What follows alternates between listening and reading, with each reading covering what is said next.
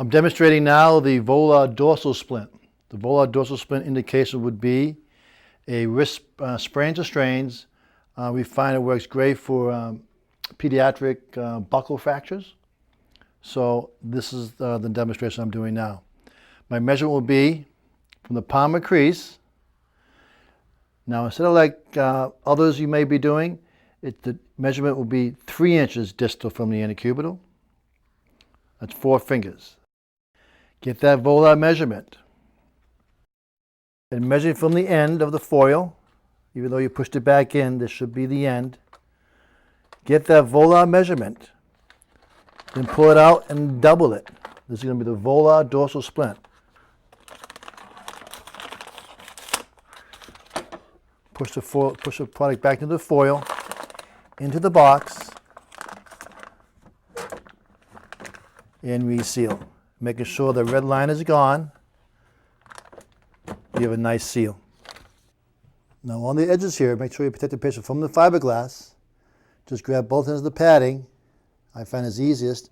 Stretch once and stretch twice. That gives you a nice protection. Now as an option, you can open this up and cut this away. Just the end if you want. But we find the stretching works just as well. Okay? Fold in half. Now, the double face tape, open that up in the middle. Okay, expose your fiberglass. And what I'm going to do now, I'm going to cut all the way through my fiberglass, right in the middle. I'm going to walk all the way through, cut it right in half. Close it back down.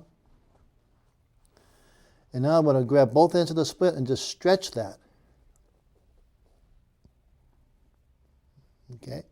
This gives you a nice gap in the middle here. That's only padding. And now I'm going to pinch it in the middle. Snip it. And now placing my scissors into the slit and extend my cut all the way to the edge here, but not cutting it.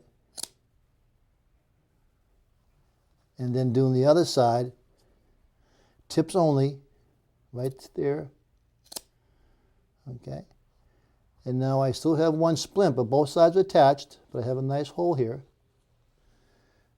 And now I'm going to open this side up here. It doesn't matter which side you do. Now open this one side up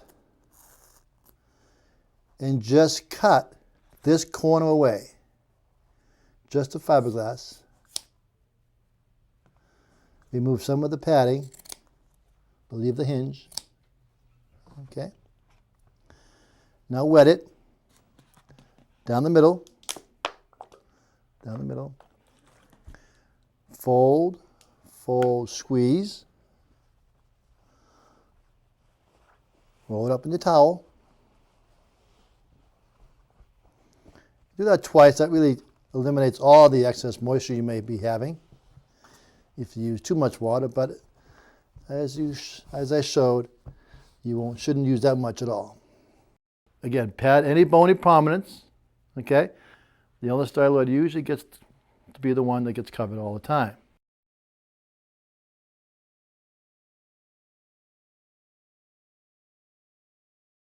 Now taking that V that you cut out for the thumb, okay, so the thumb's nicely freed up there. This slides through the hand and just lock it in. Once around the wrist to support my splint, through the wedge space, straight across the back, up towards the elbow. 50-50 coverage, okay. Allows on both sides for swelling, okay. This really is a nice splint for any of your pediatric buckle fractures. We find this works really nicely as opposed to any type of off-the-shelf splint that may not fit as nicely as something custom-made.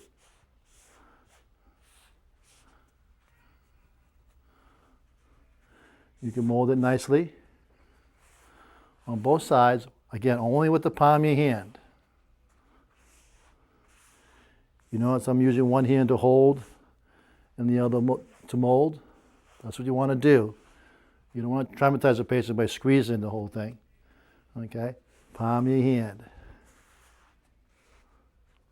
Now I like to suggest once you have this on and supported, you may want to just not cut it, but just stretch the padding on the lateral side just to release that constricting band in case they don't elevate as they should. Okay? It just releases that a little bit better. And that is our Volar Dorsal Splint.